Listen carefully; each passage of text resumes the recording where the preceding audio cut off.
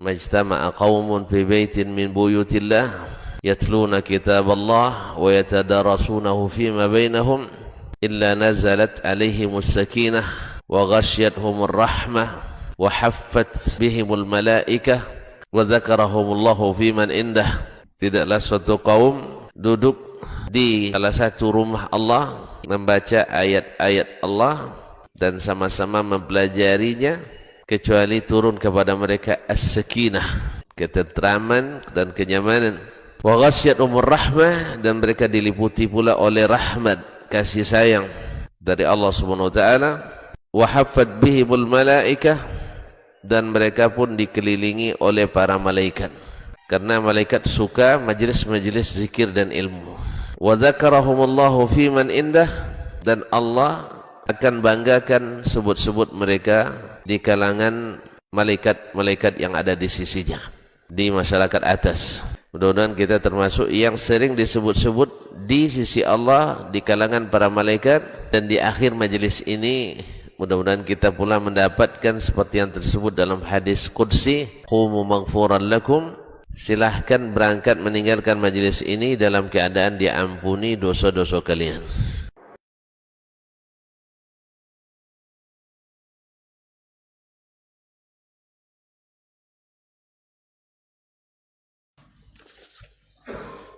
Bismillah. Assalamualaikum.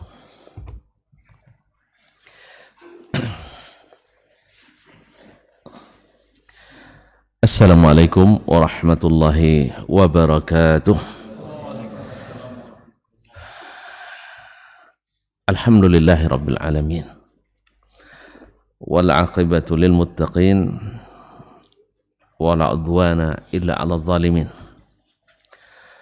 Asyhadu an la ilaha illallah wahdahu la syarika lah waliyus salihin wa khaliqul khalqi ajma'in wa raziquhum wa ma min dabbatin fil ardi illa 'ala Allahi rizquha wa ya'lamu mustaqarraha wa mustawda'aha kullun fi kitabim mubin.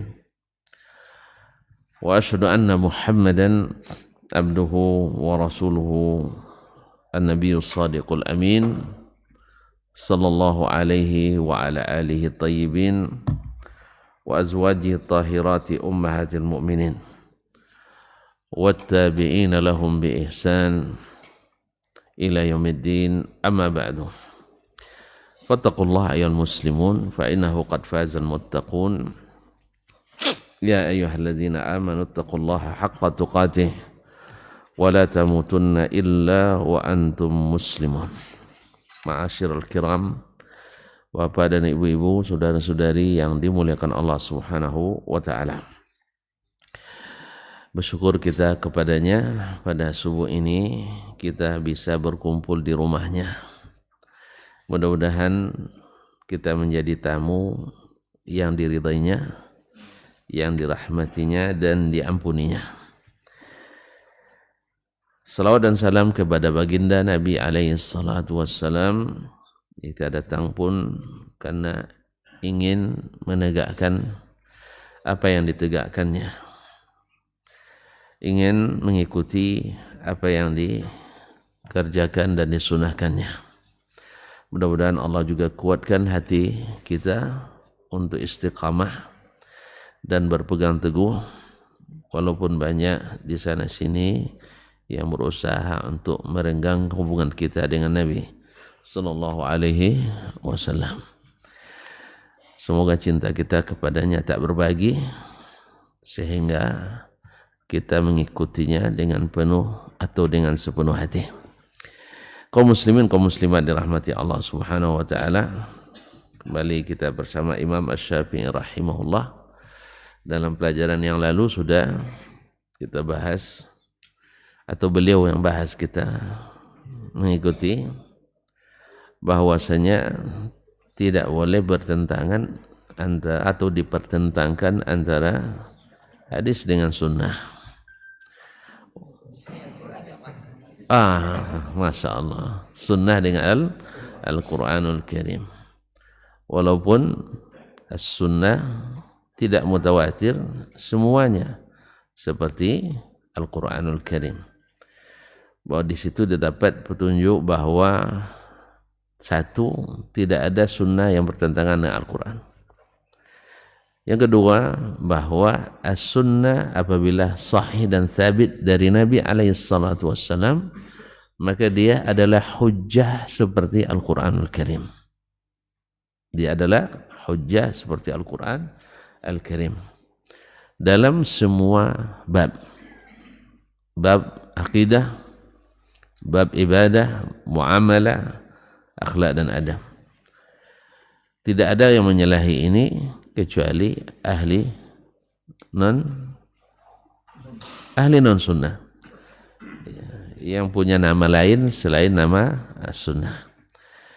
Ya, karena ahlus sunnah itu tak ada namanya lain lagi, ahlus sunnah wal jamaah, selesai. Tapi ada yang nak berkait ahlus sunnah tapi mesti misalnya ahlus sunnah al mutakallimin atau ahlus sunnah misalnya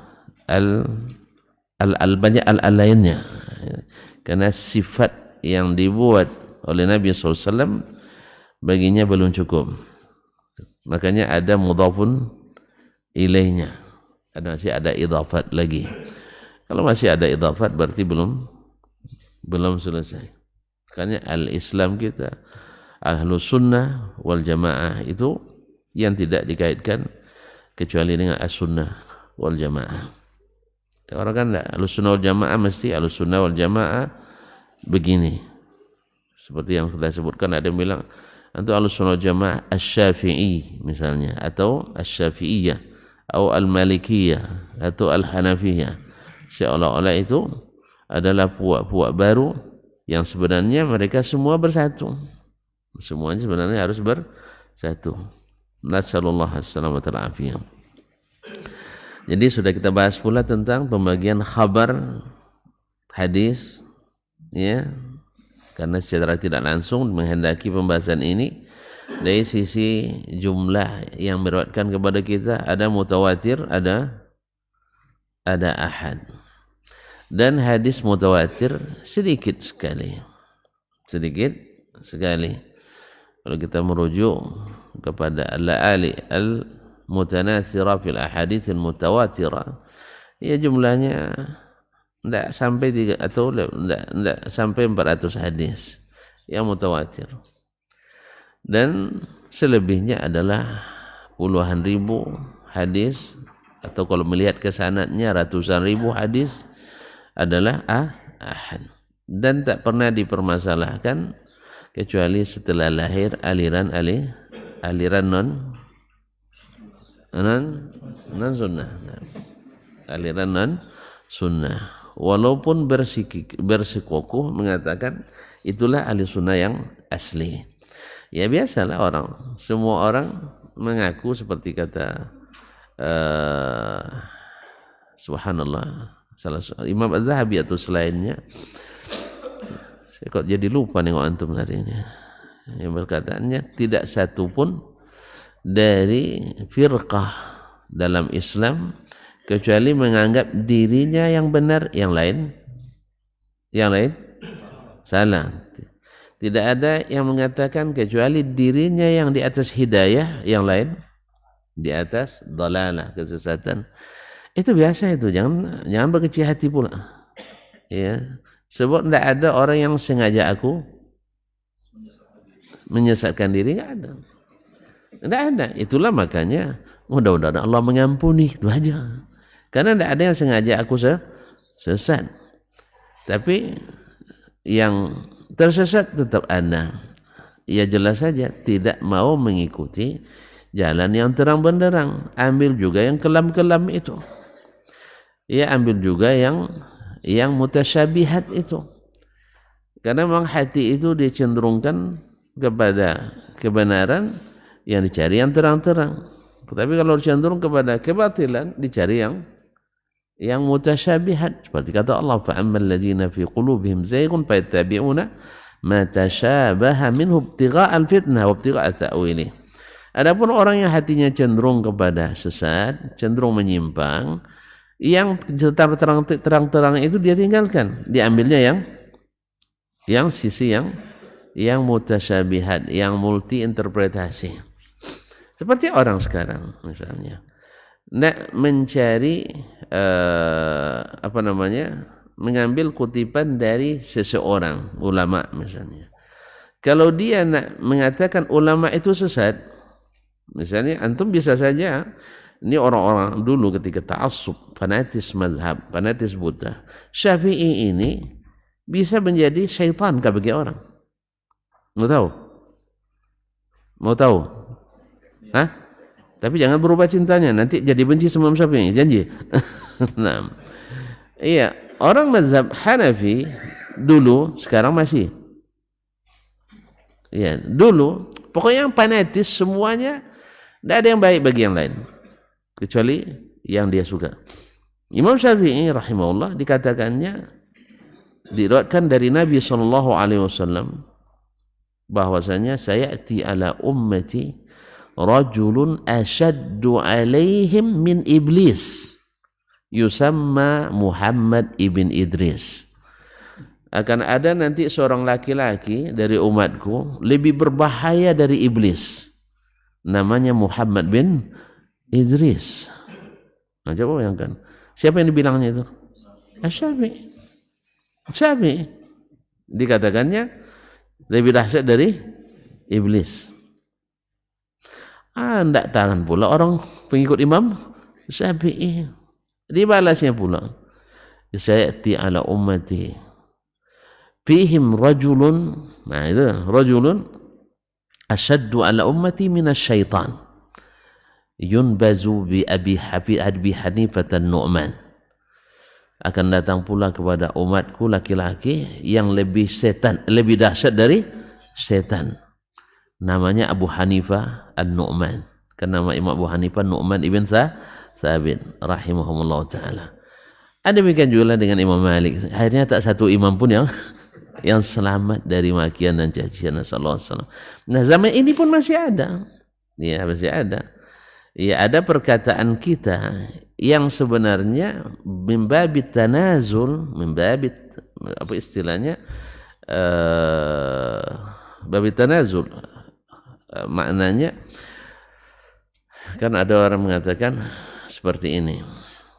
Kalau seandainya bid'ah itu bawa masuk surga, masuk neraka, biarlah saya dan Umar bin Khattab yang pertama masuk neraka. Sebenarnya dia mau masuk neraka enggak? Enggak. Saking bertahannya dengan bid'ah hasanahnya. Dia bukan ingin masuk neraka, enggak.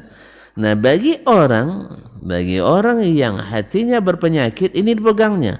Dia itu ingin mengajak umat masuk neraka. Mau tahu? Nanti saya sampaikan pada bab lain. Jangan sekarang, nanti tidak jadi katanya. Baik, lalu berkata penanya kepada Imam Syafi'i setelah dia jelaskan bahwa Ahlus Sunnah wal Jamaah berhujjah dengan khabar ahad bila sabit dari Nabi SAW. Yang ini sudah paham semuanya kan? Sebab sejak zaman Nabi orang berhujjah dengan hadis ahad. Di masa tabi'in berhujjah dengan hadis ahad. Di masa tabi'in tidak ada yang menyimpang kecuali golongan menyimpang. Kecuali golongan menyimpang. Dan seluruh golongan yang menyimpang mengira yang lain tersesat. Itu wajar. PED kan gitu juga kan? Kita benar, yang lain salah. Cuman ada yang ekstrim, dia boleh ngomong dia yang benar, yang lain salah, tapi yang lain tidak boleh. Tidak boleh ngomong gitu. Ini biasanya yang menganggap diri kuat dan mayoritas. Orang lain tak boleh ngomong gitu, tapi dia sembarangan ngomong. Mereka yang benar, yang lain salah. Nasallallahu alaihi wasallam. Qala, berkata, siapa berkata? Yang bertanya lagi. Apa yahtamilu ayakuna hadzal haditsu indaka khilafan li syai'in min dhahiril kitab? Mungkin tak menurutmu hadis ini khilafan li syai'in min dhahiril kitab, menyalahi zahir al-kitab, makna yang nampak dari Al-Qur'anul Karim? Faqultu la. Imam Syafi'i katakan tidak mungkin. Wala ghairuhu, dan tidak pula hadis yang lain. Pokoknya kan sudah saya bilang tadi di awal katanya, hadis tak mungkin bercanggah dengan dengan Al-Quranul Karim. Hadis tidak mungkin bertembung, berhadapan, berselisih dengan Al-Quranul Karim. Qala fama makna qaulillahi, kalau gitu apa makna perkataan Allah SWT, hurrimat alaikum ummahatukum, seperti ayat yang sudah disebutkan itu ya dalam surah Al-Maidah, diharamkan bagimu ibu kandungmu, sampai akhir ayat. Faqad zakarat tahrim, dia telah menyebutkan yang diharamkan dalam ayat itu semuanya. Taib, wa qala, di ujung dia katakan wa uhilla lakum ma wara'a dzalikum, dihalalkan bagimu selain daripada itu, yang 14 itu. Qultu, saya jawab, Imam Syafi'i, zakara tahrima man huwa haraman bi kulli hal. Allah dalam ayat itu menyebutkan yang diharamkan dinikahi di mana haramnya permanen dalam segala keadaan. Mithlil seperti ibu, wal bint, anak perempuan, wal ukht, saudari perempuan, wal ammah, saudara perempuan bapak, wal khala, saudara perempuan ibu, wa banatil akhi, anak-anak perempuan saudara kandung, wa banatil ukhti, saudara kandung dan saudara sebapak atau seibu sama, wa banatil ukhti, atau anak-anak perempuan saudari perempuan kita, keponakan. Ini yang pertama. Wa dzakara man harrama bi kulli halin minan nasabi war radha. Yang kedua, Allah sebutkan pula yang diharamkan dalam segala keadaan dari sisi nasab dan dari sisi sepersusuan. Karena sepersusuan dengan senasab hukumnya sama. Wa dzakara man harrama minal jam'i bainahu, dan Allah sebutkan pula siapa yang diharamkan ketika di koleksi, apa istilahnya, digabungkan. Ya, digabungkan. Wa kana aslu kulli wahidin minhuma mubahan ala infirad, walaupun pada asalnya masing-masing bila dinikahi secara terpisah. Tapi jangan salah paham, saya terpisah satu di Bangkinang, satu di Pekanbaru, bukan. Maksudnya dalam satu ikatan. Ya, maksudnya terpisah dalam satu ikatan, bukan di bersamaan. Sudah sebutkan contohnya Pak ya.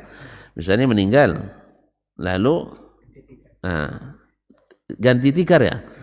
Salin tikar atau pindah tikar, turun macam-macam lah namanya kan. Ya, ganti tikar. Habis itu nikah dengan misalnya neneknya.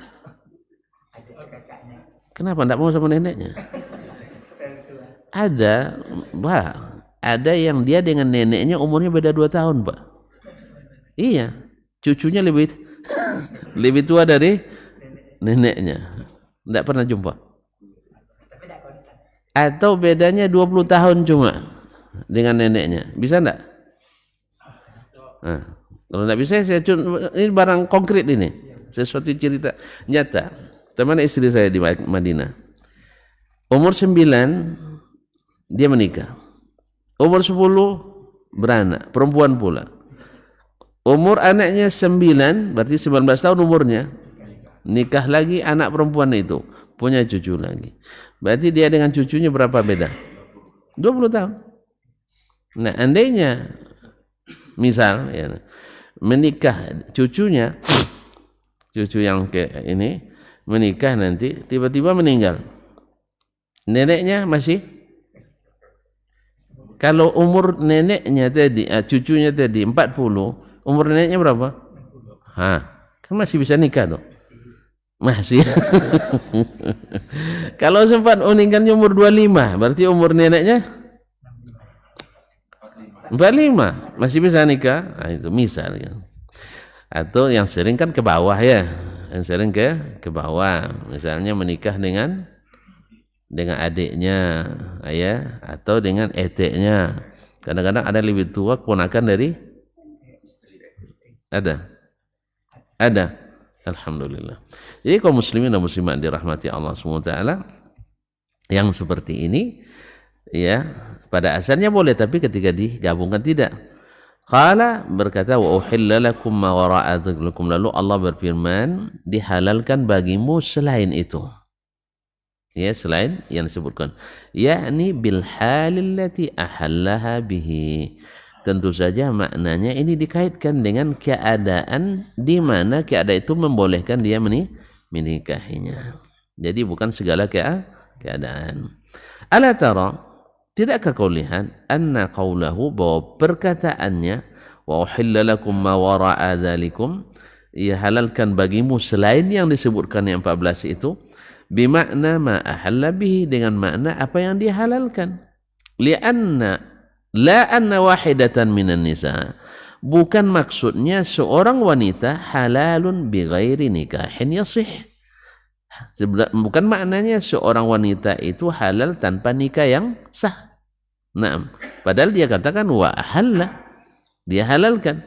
Tapi tentu saja dengan keadaan yaitu dinikahi dengan nikah yang sahih. Wala annahu yajuzu nikahu khamisatin ala arba'. Demikian pula tidak boleh dimaknai mentang-mentang dihalalkan selebihnya, berarti boleh menikahi yang kelima setelah menikahi yang 4, juga tidak boleh. Itu maklum bidarurah.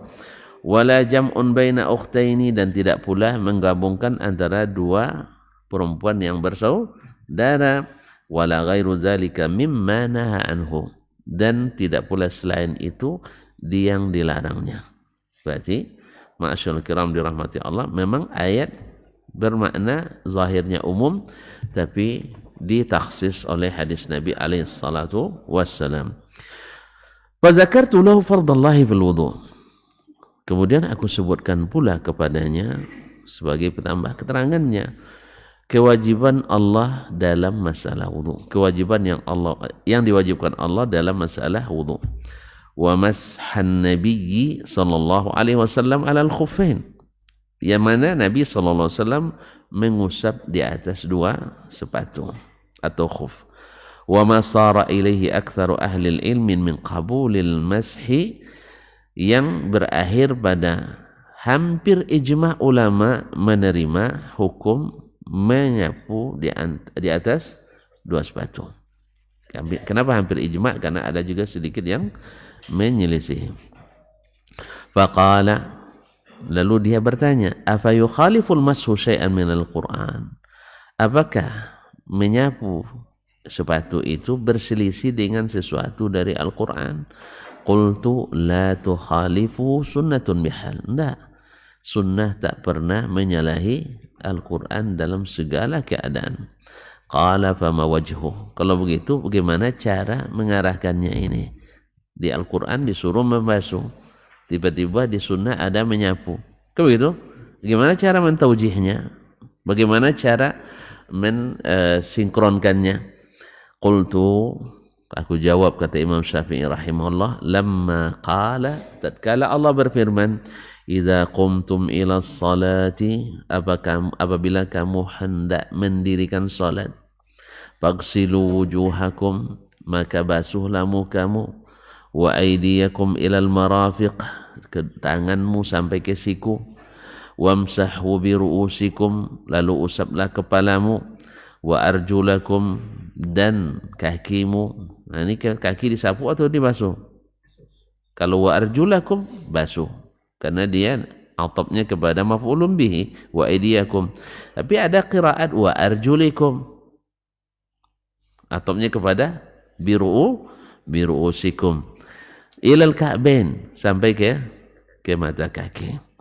Dallatis sunnatu, sunnah menunjukkan ala anna man kana ala taharatin ma lam yuhdith faqama ila salati lam yakun alaihi hadzal fardu. Sunnah menunjukkan, kan tadi ayat mengatakan bila kamu hendak salat, sah, dalam keadaan apapun kamu kalau nak salat mesti berwudu, sah, betul? Ini makna yang dipahami. Apabila kalian hendak salat, basuhlah muka, kemudian tangan sampai di siku, kemudian usap kepala, kemudian basuh kaki sampai mata kaki. Zahirnya setiap hendak salat mesti lakukan ini, sah? Tetapi di mana kita tahu bukan setiap orang yang nak solat mesti melakukan ini. Dallati sunnah, sunnah menjadi dalil. Sunnah menunjukkan ala anna man kana ala taharatin, bahwa siapapun yang dalam keadaan suci belum batal wudunya. Ya. Ma lam yuhdits, belum batal wudunya. Faqama ila shalah, lalu dia hendak salat, lam yakun alaihi zal fard. Tidak wajib baginya melakukan itu. Padahal tadi asal berdiri nak salat mesti melakukan itu. Itu zahirnya. Fakadzalika dallat. Kalau demikian pula sunnah menunjukkan ala anna fardha ghaslil qadamaini, bahwa kewajiban membasuh dua kaki innama huwa, hanya berlaku alal mutawaddi, bagi orang berwudu, la khuffai alaihi, yang tidak memakai khuf. Yang tidak memakai khuf. Kalau pakai khuf tidak mesti ini basuh. Jelas?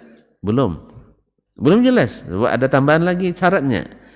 Labisahuma kamalat tahara, di mana di saat dia memakai dalam keadaan bersuci penuh. Nah, jadi bagi perintah membasuh kaki, sebagaimana tadi bahwa orang yang sedang berwudu, orang yang masih dalam keadaan suci belum batal, tidak kena kewajiban berwudu lagi. Di mana kita tahu? Dari hadis, dari sunnah. Nah, demikian pula sunnah menunjukkan bahwa siapa yang memakai al-khuffaini, dua sepatu, dalam keadaan bersuci, belum batal wudunya, ketika datang masa solat batal wudunya. Jika batal wudunya, ketika pakai sepatu wudunya belum. Ketika pakai sepatu wudunya belum batal. Pas selesai pasang sepatu langsung batal. Kan ada masuk pakai sepatu. Ya, asal sudah wudu nak buang angin. Ya, setengah hari sebelum itu nak buang angin, tak mau keluar angin. Pas selesai wudu buang angin. Kan ada maksudnya. Ya. Entahlah, memang setan ada. Ada setan nama khinzab yang kerjanya ganggu itu seperti itu. Kaum muslimin dan muslimat dirahmati Allah. Nah, kalau kita selesai wudu, lalu kita pasang khuf. Selesai pasang khuf, batal lagi wudu. Nah, gimana caranya? Wudu lagi. Iya, wudu lagi. Tapi tidak wajib membasuh kaki. Artinya tidak wajib membuka khuf tadi. Cukup basuh muka, basuh tangan, usap kepala, dan usap di atas sepatu. Apa sebab? Ketika memakai sepatu tadi sempurna sucinya. Batalnya setelah itu. Dan ini juga diatur juga dalam sunnah, bagi yang tidak musafir berlaku 1 hari 1 malam. Bagi yang musafir 3 hari 3 malam, kecuali mandi junub. Kalau mandi junub mesti buka semuanya. Iya, mesti buka semuanya. Nah, kalau enggak selesai. Oleh itu kaum muslimin dan muslimat dirahmati Allah SWT. Berarti di sini sunnah tidak bertentangan dengan Al-Quran. Justru dia menjadi penjelas Al-Quranul Karim, yang menjelaskan ini berlaku khusus, ini berlaku umum. Nah, oleh sebab itu tidak ada pertentangan Al-Quran dan sunnah. وذكرت له تحريم النبي صلى الله عليه وسلم كل ذي ناب من السباع. Kemudian aku sebutkan pula kepadanya tentang Nabi mengharamkan semua binatang buas yang bertaring. Semua binatang buas karnivora yang bertaring. Ya kan, ada yang buas tapi tidak bertaring. Ini semua binatang buas yang bertaring. Waqad qala Allah, padahal Allah berfirman, qul la ajidu fima uhiya ilayya muharraman ala ta'imi yat'amuhu illa an yakuna maytatan aw daman masfuhan aw lahma khinzirin fa innahu rijs aw fisqan uhilla li ghairillahi bih faman ittara ghaira baghin wala 'adin fa inna rabbaka ghafurur rahim. Thumma samma ma haram. Katakan hai Muhammad, saya tidak temukan pada apa yang diwahyukan kepadaku haram hukumnya bagi orang memakan kecuali mayat bangkai. Mayat jelas tidak dimakan ya, bangkai. Nah, audaman masfuhan atau darah yang ditumpahkan, au lahma khinzirin atau daging B2. Fa innahu rijs, karena itu semua najis. Jelas? Au fisqan uhilla li ghairillah, atau kefasikan, artinya sesuatu yang disembelih karena selain Allah. Ini kan fisq, kefasikan, dosa. Faman ittara ghaira baghin wala 'adin, siapa yang terpaksa memakan bukan karena keinginan tapi terpaksa, baik dipaksa orang atau terpaksa oleh keadaan. Dipaksa orang kan ada masalah, semoga Allah tidak menguji kita, dipaksa makan yang tidak halal ya, atau dipaksa oleh keadaan, kita dalam kondisi tidak ada lagi yang mau dimakan. Semoga Allah juga tidak menguji kita. Dulu pernah terjadi di berbagai negeri, subhanallah, mereka memakan bangkai manusia, dimakannya. Kenapa? Harus bertahan hidup. Nah, dimakannya. Ghaira ad wala adin, dan tidak melampaui batas. Enak juga rupanya, kan ada ditambahnya. Ya, misalnya tidak ada makanan, melintas di depannya berapa tadi? B2. Ini baru katanya. Ambilnya dimakan, disimpan sampai buat dendeng. Ya, kulit buat apa? Buat kerupuk jange. Akhirnya melakukannya sampai selama sepekan atau sebulan. Rupanya kenapa diharamkan pula sama Allah ini? Ini namanya melampaui batas. Fa inna rabbaka ghafurur rahim. Sesungguhnya Rabbmu Maha Pengampun, Maha Penyayang. Dia tidak merubah hukum, cuman masalahnya di saat itu antum dibenarkan memakannya. Dia itu bukan karena keinginan dan tidak melebihi dari hajat yang dibutuhkan. Tidak melebihi hajat yang dibutuhkan. Fa inna rabbaka ghafurur rahim. Kalau demikian, Rabbmu Maha Pengampun, Maha Penyayang. Thumma samma ma haram. Kemudian dia menyebutkan apa-apa saja yang diharamkan. Faqala fama makna hadha. Yang bertanya mengatakan, apa makna ini? Qulna, kami katakan, kata Imam Asy-Syafi'i rahimahullah, maknahu, maknanya tidak berlaku seperti umum. Tadi kan umum saja. Pokoknya selain daripada itu halal, sah? Makna yang diambil dari tadi, tidak ada yang haram kecuali bangkai atau darah yang ditumpahkan atau daging B2 atau yang disembelih selain atas nama selain Allah Subhanahu wa taala, atau diniatkan untuk selain Allah Tabaraka wa taala. Semuanya jadi halal. Semuanya jadi dihalal jadinya. Makanya apa makna ini? Padahal masih banyak yang diharamkan selain itu oleh Nabi SAW. Seperti jadi semua yang bertaring diharamkan.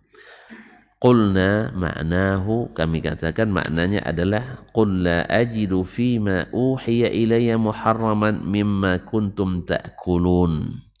Katakan tidak aku dapatkan pada Al-Quran yang diwahyukan atau pada apapun syariat yang diwahyukan kepadaku haram di antara yang kalian makan sebelum ini. Di masa jahiliyah, orang jahiliyah dulu makannya makan bangkai. Taib. Mereka memakan bangkai, kemudian memakan darah. Kalau mereka menyembelih, darah itu ditampung lalu dibukukan, lalu mereka makan setelah itu. Saya tidak tahu entah digoreng atau gimana. Nah, jadi darah dibekukan lalu dimakan. Ya, sampai sekarang masih ada orang minum darah kan? Masih makan darah masih ada. Innalillahi wa inna ilaihi raji'un. Jangan bilang saya. Nah. Digoreng ya? Ya, dijual biasa. La haula wala quwata illa billah. Rupanya masih ada. Masih ada mas saja. Nah, masih ada yang lebih teruk daripada itu lagi. Nah, Allah musta'an. Baiklah kaum muslimin dan muslimat dirahmati Allah SWT. Atau juga mereka dulu sering menyembelih atas nama selain Allah tabaraka, menyembelih atas nama berhala. Itu tidak halal. Jadi yang dimaksud itu adalah apa yang dulu biasa kalian makan, tidak ada yang saya temukan diharamkan kecuali yang ini. Jelas? Di masa jahiliyah itu mereka makan ini, tapi tidak ada yang diharamkan kecuali. Itulah makna ayat itu. Kata Imam Asy-Syafi'i rahimahullah. Fa amma ma taraktum annakum lam ta'udduhu minat thayyibat. Adapun yang kalian tinggalkan karena kalian menganggapnya tidak masuk yang baik-baik, bukan thayyib. Ya kan? Falam yuharram alaikum mimma kuntum tastahilluna, dan Allah tidak haramkan pula apa yang dulu kalian anggap halal, illa ma sammallah, kecuali yang disebutkan Allah, wa dallatis sunnatu, dan sunnah menunjukkan ala annahu harrama alaikum minhu ma kuntum tuharrimun, bahwa sesungguhnya sunnah menunjukkan bahwa Allah mengharamkan apa yang dulu kalian haramkan, liqaulillah, karena firman Allah SWT, yuhillu lahumut thayyibat wa yuharrimu alaihimul khaba'ith. Allah halalkan bagi mereka yang baik-baik dan Allah haramkan atas mereka yang tidak baik. Nah, orang-orang jahiliyah dulu juga tidak memakan yang menurut mereka tidak baik, tapi itu tidak diharamkan. Itu tetap juga diharamkan oleh syariat Islam. Jadi bukan maknanya selain daripada yang empat itu halal semuanya, tidak. Tapi dari antara yang kalian anggap halal dulu di masa jahiliyah, tidak ditemukan diharamkan kecuali yang empat itu. Sedangkan yang sudah kalian anggap tidak halal karena buruknya atau kekejiannya, itu tetap diharamkan oleh Al-Quranul Karim. Apa misalnya menjijikkan? Tikus. Jijik Pak ya? Masya Allah. Tapi dia najis apa tidak?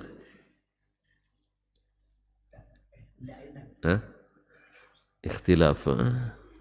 Kalau sempat dia makan makanan kita, masih dimakan lagi? Ya, kecuali yang makan tikus iyalah.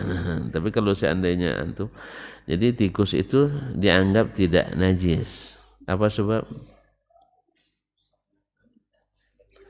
Kalau sempat najis, banyak pakaian kita dicuci terus itu tiap hari. Ya. Apa sebab? Berkeliaran. Illatnya sama dengan kucing. Ketika ditanya Nabi tentang al-kucing, tentang apa? Tentang kucing, Nabi menjawab, innahum minat tawafina alaikum at-tawafat. Dia adalah yang susah kita menghindarinya karena berkeliaran di rumah kita. Nah, mana yang lebih susah dihalangi berkeliaran, kucing atau tikus? Mana lebih susah, Pak? Ya, tikus itu tidak mau dilarang. Kalau kucing mau berhenti dia. Kalau tikus tidak mau dia pintar sembunyi dia. Kalau kucing paling-paling ngeong kita datang ke kita, maksudnya minta. Kalau dilarang, jangan larang semua mas katanya, minta juga sebagian gitu. Kalau tikus enggak, pura-pura lari dia habis itu datang lagi. Dan dia enggak tahu dia mana yang boleh, mana yang tidak, semua diharungi gitu. Jadi kalau sempat dia dianggap najis atau dihukum najis, maka tiap hari kita cuci piring, cuci pakaian, cuci lantai dan sebagainya. Ada dibuat, cuci lemari juga. Ya, dia naik ke atas lemari, naik ke atas kursi, nyuci perabotan kita tiap hari itu. Apa sebab? Najis? tikus, maka tikus termasuk yang dimaafkan karena minat tawafin wat tawafan. Akan lebih susah lagi. Oh, jelas ya? Nah, walaupun kita disuruh membunuhnya, membunuh tikus yang masuk ke dalam rumah. Baiklah kaum muslimin dan muslimat dirahmati Allah SWT. Jadi jelas bahwa sunnah bukan bertentangan dengan Al-Quran, tapi justru menjelaskan yang ada dalam Al-Quranul Karim. Qala wa zakartu lahu qaulallahi wa ahallallahu al-bai'a wa harrama ar-riba. Aku sebutkan pula contohnya. Kan dia minta contoh tadi ya. Ya, supaya semakin banyak contoh semakin jelas baginya bahwa tak boleh mempertentangkan antara Al-Quran dan sunnah Nabi sallallahu alaihi wasallam. Wa dzakartu lahu qaulallahi, aku sebutkan kepadanya firman Allah, wa ahallallahu al-bai'a wa harrama ar-riba. Wa qawluhu la ta'kulu amwalakum bainakum bil batili illa an takuna tijaratan an taradin minkum. Allah telah menghalalkan bagimu jual beli dan mengharamkan riba. Ayat ini kan turun ketika orang-orang Quraisy, orang Jahiliyah bilang, innamal bai'u mithlu riba. Apa sih bedanya antara jual beli dan riba? Sama sekarang sebagian orang, bedanya bank syariah itu Ustaz katanya. Kalau bank syariah akadnya pakai bismillahirrahmanirrahim katanya. Yang bank konvensional tidak pakai bismillah, tidak. Jadi kalau antum tidak paham itu masalahnya. Bank bukan bedanya dengan bismillah. Kalau beda bismillah ya riba juga. Cuman ada klausul yang tak ada dalam bank konvensional. Konvensional tidak ada kecuali untung terus. Kan itu kan? Tidak mau dia kita rugi, kita pailit. Yang penting harus kembali utuh. Tidak boleh rugi sama sekali. Itu konvensional. Sedangkan bank syariah rugi ditanggung bersama. Persentasenya bisa sama, bisa tidak. Segantung kesepakatan. Dan bila untung juga dibagi bersama kan. Tawalla harraha man tawalla qarraha. Siapa yang dapat untung harus juga siap untuk rugi. Kalau konvensional enggak, ya antum rugi, bank enggak mau tahu. Pak, saya pailit katanya. Pailit sendirilah. Yang penting kami jangan diajak pailit. Ya, agunan Anda disita. Kalau udah disita, bukan diharga dengan harga asli lagi. Berapa laku di? Kadang-kadang auzubillah. Tak apa nama istilah macam-macam. Jadi bukan bedanya di bismillah. Kalau bedanya bismillah berarti kita sama dengan orang jahiliyah dulu bilang ketika Allah haramkan riba, apa sih bedanya? Kan cari untung juga katanya. Riba cari untung, jual beli juga cari untung. Bedanya itu. Banyak bedanya. Jadi riba haram, halal, jual beli halal. Wa qawluhu wa la ta'kulu amwalakum bainakum bil batil illa an takuna tijaratan an taradin minkum. Dan tidak halal, jangan kalian makan harta sesama kalian kecuali jual beli suka sama suka. Di sini dipahami bahwa selain riba boleh kan itu selain riba boleh selain riba berarti halal kan itu kan. Allah bilang Allah halalkan jual beli selama tidak ada riba boleh sah. Boleh. Padahal ada jual beli yang tidak riba tetap apa contohnya? Bai'ul gharar. Atau nanti jual beli ketika azan Jumat. Gitu ya. Atau menjual barang yang kita tidak miliki. Ya, nampak Bapak misalnya rumah abangnya cantik, rumah banyak duitnya, dia jual kan. Nah, boleh apa enggak? Enggak boleh. Enggak boleh menjual sesuatu yang kita tidak miliki. Nah, kalau di ayat tadi wa halallahu al-bai' wa harrama riba. Kemudian jangan makan kecuali perdagangan. Thumma harrama Rasulullah sallallahu alaihi wasallam buyu'an. Lalu Rasulullah sallallahu alaihi wasallam mengharamkan berbagai bentuk jual beli. Min haddananiru bid-darahimi ila ajal, seperti menjual dinar dengan dirham tetapi tidak cash, tidak kontan. Wa ghairuha, dan selainnya. faharramahal muslimuna bitahrimi Rasulillah SAW, dan orang-orang Islam pun mengikuti haramnya karena diharamkan oleh Rasulullah sallallahu alaihi wasallam. Falaisa hadza wala ghairuhu khilafan li kitabillah. Ini dan selain ini tidak termasuk khilaf terhadap kitabullah. Ya, kitabullah. Sampai di sini. Sampai di sini dulu. Ya, cukup sampai di sini. Insyaallah kita sambung lagi di pertemuan pekan depan insyaallah taala. Ya, dan ini penting juga karena akan berkaitan dengan kaidah yang bisa dikatakan sebagai definisi dan kesimpulan, konklusi dari apa yang dia sebutkan tadi. Siapa yang tidak datang nanti rugi. Nah, itu insyaallah pekan depan. Wallahu taala alam wa sallallahu ala nabiyyina Muhammadin wasallam wa subhanakallah bihamdik asyhadu an la ilaha illa ant astaghfiruka wa atubu ilaik. Wassalamualaikum warahmatullahi wabarakatuh.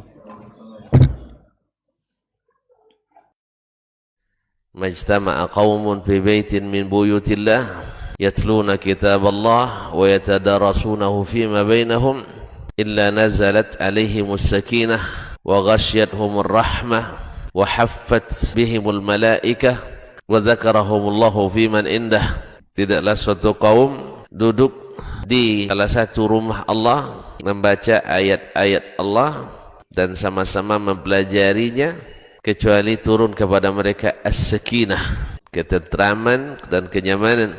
Wa ghasyiyatuhumur rahmah, dan mereka diliputi pula oleh rahmat, kasih sayang dari Allah Subhanahu wa taala.